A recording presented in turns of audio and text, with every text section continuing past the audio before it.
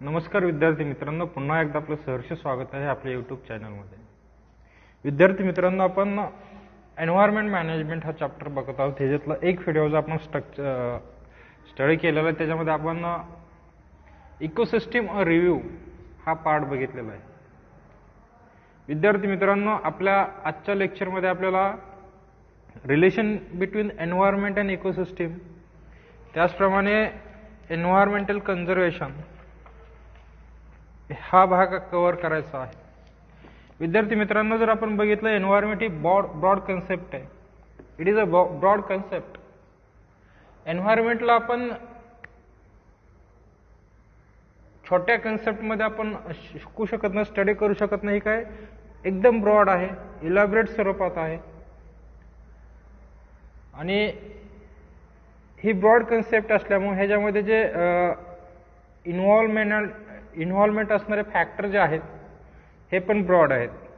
आता हे फॅक्टर कुठले? Physical, chemical, biological factor that affecting the living organism in any possible way is collectively called काय? Environment. आता ह्याच्यामध्ये भरपूर गोष्टीचं एन्व्हायरमेंटमध्ये जर आपण एन्व्हायरमेंट जर बघितलं, पर्यावरण जर आपण बघितलं, तर जर आपण पर्यावरण कशाने मिळून बघतोय? डिफरंट फॅक्टर आहेत. फिजिकल फॅक्टर असेल, केमिकल फॅक्टर असेल किंवा बायोलॉजिकल फॅक्टर. ह्या फॅक्टरनी मिळून हे एन्व्हायरमेंट काय केलं असतं? बनलेलं असतं. आणि शॉर्ट फॉर्ममध्ये जर आपण बघायचं म्हणलं, environment is the condition in surrounding. जे आपल्या आजूबाजूची जी परिस्थिती आहे, सराउंडिंग मीडियम जे आहे, ह्याला काय म्हणतो आपण? एन्व्हायरमेंट म्हणतो. जे सभोवतालची परिस्थिती म्हणजे आपल्या शेजारी जे जे मटेरियल सापडतं ते कशामध्ये असतं? That are present in the environment.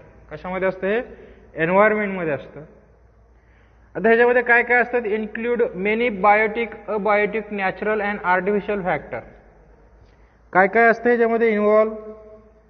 Biotique असेल म्हणजे जैविक, अबायोटिक निर्जीव वस्तू येतात, परत काय नॅचरल नैसर्गिक निसर्गाने बनवलेल्या त्या वस्तू ह्या एन्व्हायरमेंटमध्ये येतात. आणि आर्टिफिशियल ज्या आहेत म्हणजे मॅनमेड आहेत, माणसाने बनवलेल्या आहेत, ह्या पण गोष्टी कशामध्ये? एन्व्हायरमेंटमध्ये येतात. जर आपण एन्व्हायरमेंटचं जर बघितलं तर याचे दोन मेन टाईप आहेत. Two main type of environment. किती टाईप आहे त्याचे? दोन आहेत. पहिला फर्स्ट जो आहे तो काय? Natural environment. आणि सेकंड जो आहे तो कुठला? अदर जो आहे तो आर्टिफिशियल एन्व्हायरमेंट. बघा किती टाईप म्हटलेले आहेत? दोन. There is two type of environment. First type is काय? नॅचरल, नैसर्गिक. आणि सेकंड जो आहे तो कुठला? Artificial environment. कुठला आहे? Artificial, manmade. ज्या गोष्टी आपण माणसाने बनवलेल्या आहेत त्याला आपण काय म्हणतो? आर्टिफिशियल. नैसर्गिकरित्या ते काय नसतात? प्रेझेंट नसतात, त्याला काय म्हणतो आपण? आर्टिफिशियल. आणि जे निसर्गातच आढळतात त्याला काय म्हणतो आपण? नॅचरल म्हणतो. आता जर ह्या ठिकाणी जर बघितलं तर नॅचरल एन्व्हायरमेंटमध्ये काय काय असणार बघा. नैसर्गिक natural environment consist of air, atmosphere, water, land and living organism. आपण हवा मनुष्य प्राणी बनवू शकतो का? तर नाही. आजूबाजूचं वातावरण जे आहे, ॲटमॉस्फिअर बनवू शकतो का? तर नाही. वॉटर असेल, लँड असेल, लिव्हिंग ऑर्गॅनिझम हे कशामध्ये येतं? तर नॅचरल एन्व्हायरमेंटमध्ये येतात. आणि कंटिन्युअस इंटरॅक्शन बिटवीन बायोटिक आणि abiotic factor there is occur. आता हे जे air, atmosphere, water, land, living organism जे आहेत, हे जे कॉम्पोनंट आहेत नॅचरल एन्व्हायरमेंटचे, जर आपण बघितलं तर हे काय? बायोटिक ॲज वेल एज काय? अबायोटिक आहे. बायोटिक काय येतं ह्याच्यामध्ये? फक्त लिव्हिंग ऑर्गॅनिझम काय येतील ह्याच्यामध्ये? बायोटिकमध्ये येईल. आणि बाकीचे सगळे air, atmosphere, water and land हे कुठले आहेत? तर अबायोटिक फॅक्टर आहेत. आणि लिव्हिंग ऑर्गॅनिझमची आणि ह्या अबायोटिक फॅक्टरची म्हणजे बायोटिक फॅक्टर आणि अबायोटिक फॅक्टरची काय होत असते? कंटिन्युअस इंटरॅक्शन होत असते. आणि ही interaction that are very important.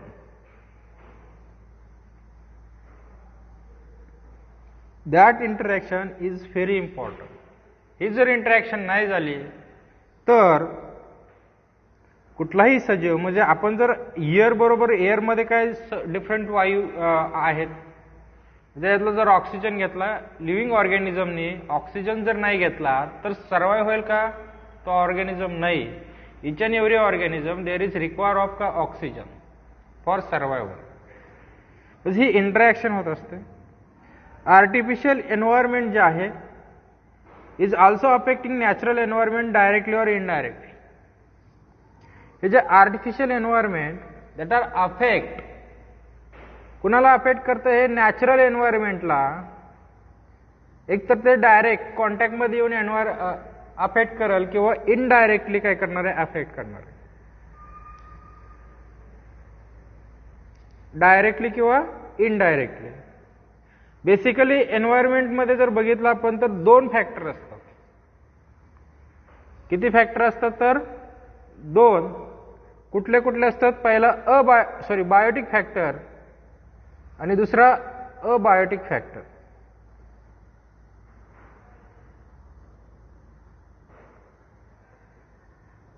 कुठले दोन फॅक्टर? बायोटिक आणि दुसरा कुठला? अबायोटिक. म्हणजेच काय, जैविक घटक आणि अजैविक घटक हे दोन पर्यावरणाचे काय कॉम्पोनंट आहेत. जर आपण बघितलं तर science that deal with the study of interaction between biotic and abiotic factor of the environment is called ecology. Ecology कुणाला म्हणायचं? तर ह्या पर्यावरणामध्ये जे प्रेझेंट असलेले बायोटिक आणि कुठलं अबायोटिक फॅक्टर ऑफ एन्व्हायरमेंट ह्यांच्यामध्ये काय होत असतं? कंटिन्युअस इंटरॅक्शन होत असते. काय होत असतं? सहसंबंध, आंतरसंबंध प्रस्तावित होत असतो कोणामध्ये? बायोटिक आणि अबायोटिक फॅक्टरमध्ये. That is called as ecology. The basic functional unit used for study of ecology is ecosystem. आपण कालच्या पाठीमागच्या व्हिडिओमध्ये इकोसिस्टीम शिकलेलो आहे. Basic functional unit for the study of ecology कुठलं वापरलं जातं? तर इकोसिस्टीम.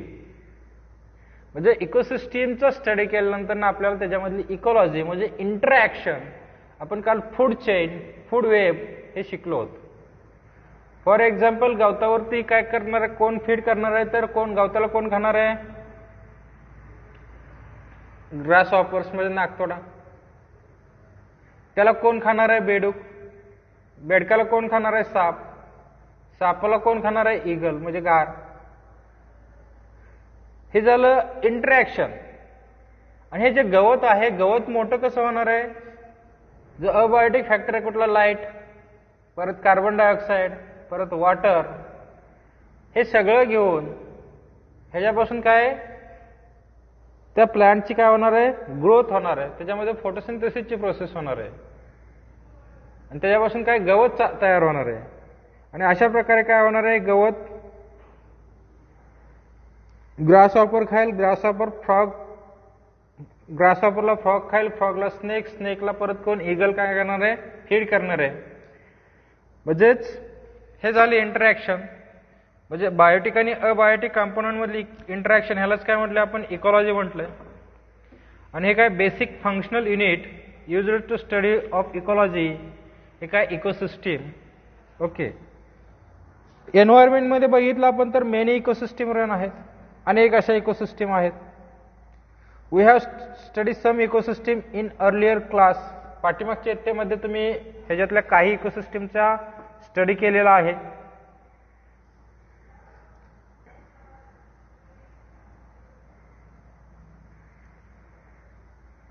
पॉन्ड जो आहे, small pond is the ecosystem where the earth is the largest ecosystem. आपण जर बघितलं स्मॉल पॉन्ड हा काय एक परिसंस्था आहे. एखाद्या पाण्यामध्ये विचार केला तर पाण्याचे एखादे लहान डबके आपण म्हणतो, ही पण काय एक इकोसिस्टीम आहे. आणि अर्थ इज द बिगेस्ट इकोसिस्टीम. किंवा लार्जेस्ट इकोसिस्टीम, सर्वात मोठी इकोसिस्टीम कुठली असेल तर पृथ्वी आहे. ह्या पृथ्वीवरती काय असतात, brief, biotic, abiotic factor occupy in definite geographical area and their interaction collectively constitute the ecosystem. जर आपण बघितलं या ठिकाणी पृथ्वीवरती, तर अर्थ काही ब्रीफ सगळ्यात मोठी इकोसिस्टीम आहे. आणि ह्याच्यामध्ये पृथ्वीवरती आपण बघतो की पाणी भेटतं, दगड भेटतात, डोंगर भेटतं, दऱ्या असतात, वाळवंट आहेत. ह्या ठिकाणी वेगवेगळा जिओग्राफिकल एरिया आहे. तुम्ही जिओग्राफीमध्ये शिकलेला जिओग्राफिकल एरिया भूमध्य प्रदेश, सागरी किनारा आहे. पश्चिम घाट महाराष्ट्राचं घेतलं तर पठार आहे, दख्खनचं पठार. पश्चिम हिमालयाच्या पश्चिम डोंगर रांगा आहेत आपल्यामध्ये. सह्याद्रीच्या उंच उंच रांगा आहेत. कोकण किनारपट्टी आहे. म्हणजे हे जिओग्राफिकल एरिया काय ह्याच्यामध्ये वेगळा आहे. आणि ह्यांच्यामध्ये काय होतं, इंटरॅक्शन होत असते. एवढं लक्षात ठेवायचं ह्याच्यामध्ये की इकोसिस्टीमचा अभ्यास करायचा असेल तर आपल्याला त्याचा कुणाचा अभ्यास करायला लागणार आहे, इकॉलॉजीचा अभ्यास करायचा असेल तर बेसिक फंक्शनल युनिट जो आहे त्याचं काय, इकोसिस्टीम आहे. आणि एन्व्हायरमेंट बॅलन्स, जर आपल्याला एन्व्हायरमेंटचं बॅलन्स मेंटेन करायचं असेल तर ह्या एन्व्हायरमेंटमध्ये, ह्या पर्यावरणामध्ये व्हेरियस नॅचरल सायकल ऑपरेट होतात. काय होत असतात, व्हेरियस नॅचरल सायकल. कुठल्या कुठल्या आहेत, water cycle, carbon cycle, gaseous cycle, nitrogen cycle, oxygen cycle. ह्या काय होत असतात, ऑपरेट होतात. आणि environmental balance also maintain due to the various food chain of ecosystem. Various food chain of ecosystem. Water cycle, carbon cycle, gases cycle आणि gases सायकलला एक काय, नायट्रोजन सायकल आणि ऑक्सिजन सायकल. वॉटर सायकल आपण बघतो की पावसाळ्यामध्ये पाऊस पडतो, त्यानंतर ते ज्यावेळेस पृथ्वीवरती टेम्परेचर वाढेल, पाण्याची वाफ होऊन पाणी काय होत असतं, वरती वाफ होऊन आकाशामध्ये पाणी जातं आणि त्याच्यानंतर परत काय होतं, त्याचं ढगात रूपांतर होऊन स्पेसिफिक ह्युमिडिटी आणि स्पेसिफिक टेम्परेचर त्या ठिकाणी क्रिएट झाले, काय होणार आहे, परत पाऊस येतो. ऑक्सिजन सायकल बघितली तर कार्बन डायऑक्साईड कोण घेतं तर प्लांट घेतात आणि त्याच्यातून काय ऑक्सिजन काय केलं जातं, बाहेर सोडलं जातं. ह्युमन बिंग ऑक्सिजन घेतो आणि कार्बन डायऑक्साईड बाहेर सोडतो. म्हणजे ही सायकल काय होते असते, ऑपरेट होत असते. निसर्गामध्ये ऑटोमॅटिक ऑपरेट होतात आणि अशा प्रकारे बॅलन्स जे आहे, फूड चेन जे आहे, हे काय केलं जाते, मेंटेन केलं जाते. जर आपण बघितलं तर मानवाचं अस्तित्व जर बघितलं तर निसर्गाशिवाय अशक्यप्राय आहे. इफ कन्सिडर, तुम्हाला जर याच्यावरती एक निबंध लिहायला लावला तर निसर्ग नसता तर माणसाचे काय हाल झाले असते, किंवा पर्यावरण जर नसतं सभोवतालचं तर माणूस असता का, व्हॉट हॅपन, काय होईल. पर्यावरणामध्ये एक झाड आहे, झाड काय आपला जे प्लांट आहेत ते प्लांट काय करतात, आपल्याला प्राणवायू देतात. मग प्लांट नसतील तर आपण जिवंत राहिलं असतं का, नसतो. Hence it is basic responsibility of human being to preserve nature without disturbing its balance. नेचरला काय करायचंय, ह्युमन बिंगची रिस्पॉन्सिबिलिटी काय, preserve nature without disturbing its balance. त्याचा बॅलन्स न हे करता आपल्याला निसर्ग जो आहे हा काय करायचं, प्रिझर्व करायचं आहे. म्हणजे जे झाड आहेत त्या सगळ्या निसर्गाचं संवर्धन करायचं आहे. कुठल्याही प्रकारचं बॅलन्स जो आहे तो अनबॅलन्स न करता बॅलन्स मेंटेन करून प्रिझर्वेशन करायचं आहे. It is said we have got the earth planet unless from future generation and not an ancestral property of our ancestor. Hence we should be forget to conserve it for ourselves and future generation. जर आपण ही पृथ्वी जी आहे आपल्याला जे आपले पूर्वज आहेत ह्या पूर्वजापासून वारसा हक्काने मिळालेली नाहीये. वारसा हक्काने सांगतो जसं आपण जमिनीवर सातबाऱ्यावर नाव सांगतो माझं आहे म्हणून, तशा पृथ्वीवर तुम्ही अधिकार सांगता का? तर नाही. हे कुणाकडून आपल्याला आपल्या आधीच्या पिढीपासून उसनवार मिळालेले आहे, म्हणून आपल्याला पुढच्या पिढीला ती पिढीपर्यंत देईपर्यंत आपल्याकडे काय आपल्याला ती ठेव सांभाळायची आहे हे. आणि पुढची पिढी आली की आपण त्यांच्या हाती काय करणार आहे, पृथ्वी स्वाधीन करणार आहे आणि आपण जगाचा निरोप घेणार आहे. त्याच्यामुळं आपल्याला हे नॅचरल कन्झर्वेशन जे आहे, पर्यावरण कन्झर्वेशन म्हणजे एन्व्हायरमेंटचं कन्झर्वेशन करणं काय गरजेचं आहे. आता ह्याच्यामध्ये जर बघितलं आपण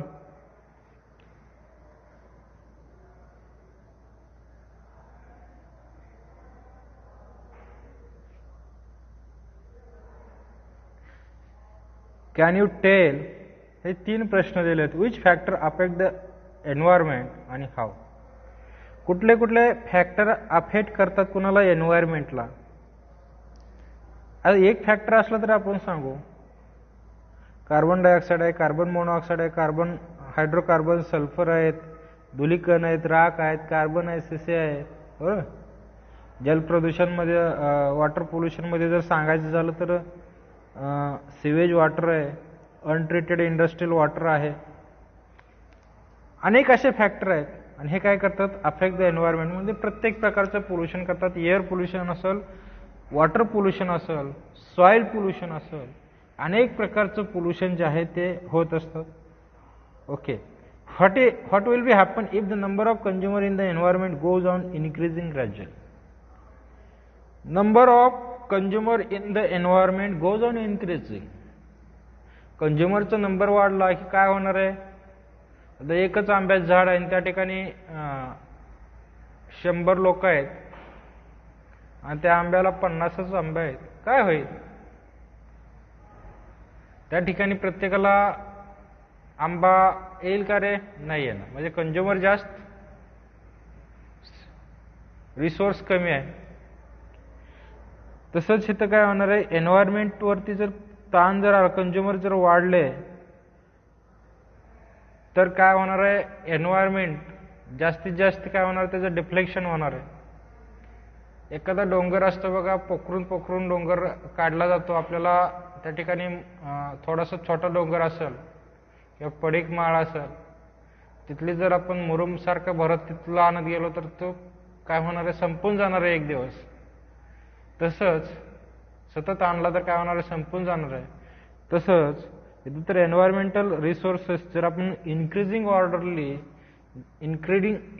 ऑर्डरनी जर आपण घेतले तर कधी ना कधी ते काय होणार आहे, संपणार आहेत. त्याच्यामुळं पुढच्या पिढीसाठी ते शिल्लक राहणार नाही. तिसरा जो क्वेश्चन आहे, what will be effect of industry establish on river bank and river ecosystem. River bank जे नदीकाठचे प्रदेश आहेत त्या ठिकाणी इंडस्ट्रीज उभा राहिलेल्या आहेत. ओके. त्याच्या नदीतील परिसंस्थेवरती काय परिणाम झालेला आहे किंवा काय होईल, हा असा प्रश्न आपल्याला विचारलेला आहे. आता जर आपण बघितलं तर बँक रिव्हर जर बघितलं तर त्या ठिकाणी इंडस्ट्री असेल तर त्याच्यातलं पाणी जे आहे ते काय होणार आहे, directly release into the that river. कुठला रिव्हर असेल तिथं रिलीज केलं जाईल. बीओडीचं डिफ्लेक्शन होणार आहे. बायोलॉजिकल ऑक्सिजन डिमांड काय होणार आहे, कमी होणार आहे. कारण फॉर एक्झाम्पल फर्टिलायझेशन इंडस्ट्री असेल त्याचं जर वॉटर डायरेक्टली रिलीज केलं तिथं जे आहेत ॲक्वॅटिक वीड काय होणार, त्या ठिकाणी वाढणार आहे. म्हणजे सगळा गाळ काय म्हणतो आपण ते ॲक्वॅटिक वीड वाढल्यामुळे त्या ठिकाणचं जे हे आहे BOD कमी होणार आहे आणि BOD कमी झालं की त्या ठिकाणचं जे इकोसिस्टीम आहे ते डिस्टर्ब होणार आहे. म्हणजे त्याच्यातले जे असणारे प्राणी जे आहेत ह्यांचं काय होणार आहे, डेड होणार. मासे असतील किंवा काय वेळेस एखाद्या धरणापाशी एखाद्या नदीमध्ये एखाद्या ठिकाणी मासे मेलेले दिसून येतात. तर that are the effect of industrial effluent जे आहे ते डायरेक्टली पोअर केल्यामुळे ते डेड ऑकर होत असते. हे नॅचरल, आता आपण डायरेक्ट एन्व्हायरमेंटल कन्झर्वेशन बघूया. हे natural factor of environment and some artificial polluted factor harm the environment. जे नॅचरल फॅक्टर ऑफ एन्व्हायरमेंट आणि पोल्युशन जे होतं ते नॅचरल फॅक्टरमुळे पण होतं आणि आर्टिफिशियलमुळे पण काय होत असतं. It create imbalance between various factor of environment and ultimately affect the existence of biotic factor. आणि हे काय क्रिएट करतं, imbalance even various factor of environment and काय ultimate affect the existence of biotic factor. At present, many environmental problems have been arised due to effect of various natural, artificial factor on the earth. At present, many environmental problems have been arises. Environmental problem काय झाले, arises झाले due to the कशामुळे effect of various natural and artificial factor on the earth. Various natural and artificial factor जे आहेत अर्थवरचे ह्याच्यामुळे environmental problem काय झालेले त्या ठिकाणी क्रिएट झालेले आहेत. Environmental pollution is one of the main factor. Environmental pollution जे आहेत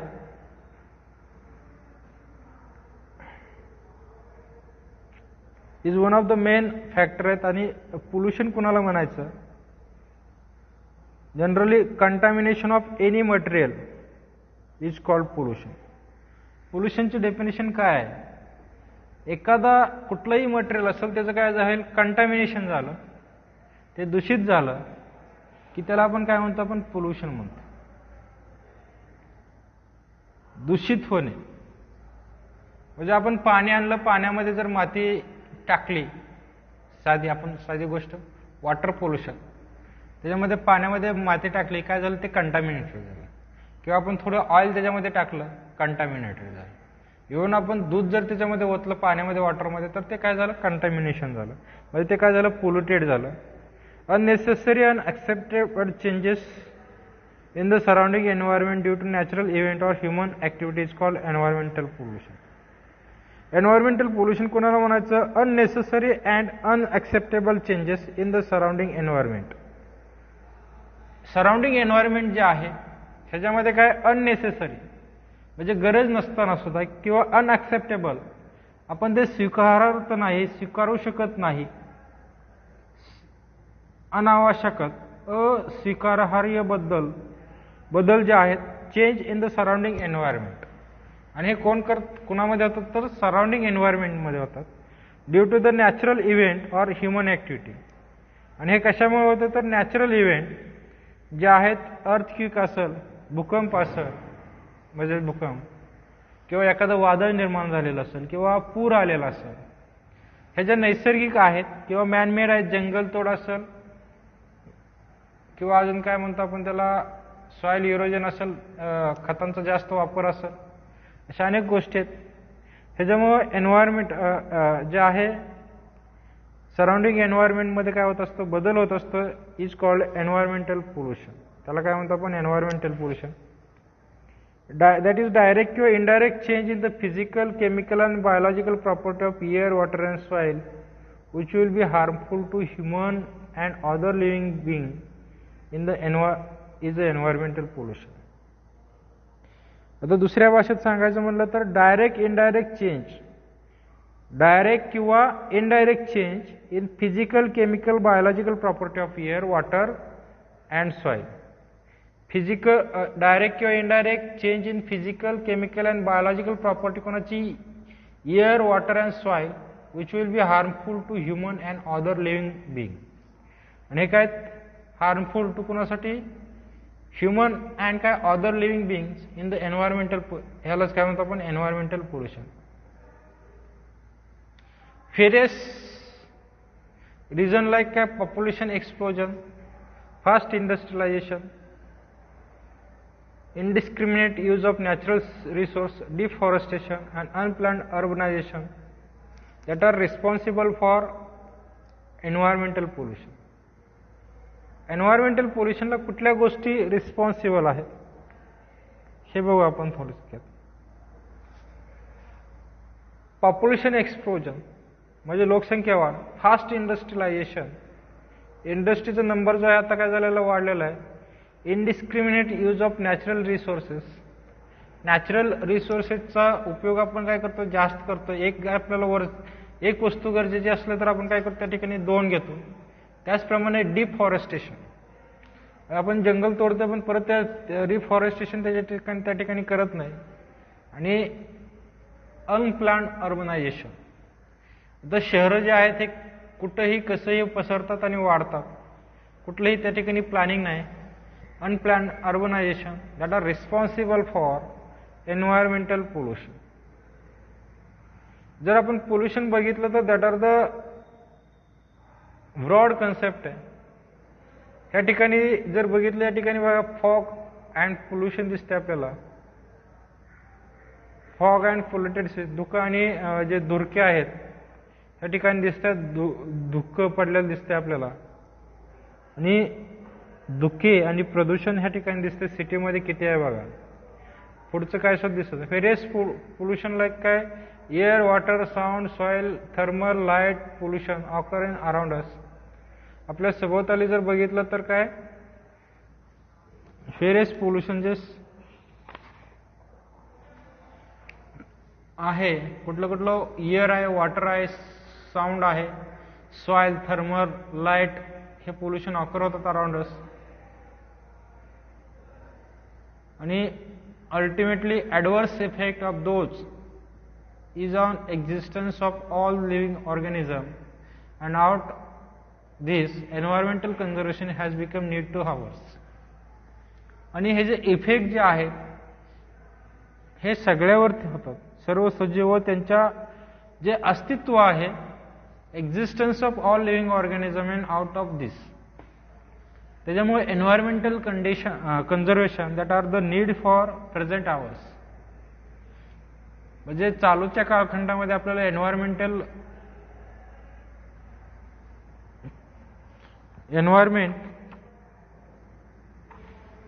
कंझर्वेशन हे काय गरजेचं आहे. अशा प्रकारचं हे एन्व्हायरमेंटल कंझर्वेशन आणि environment and ecosystem, environment and ecosystem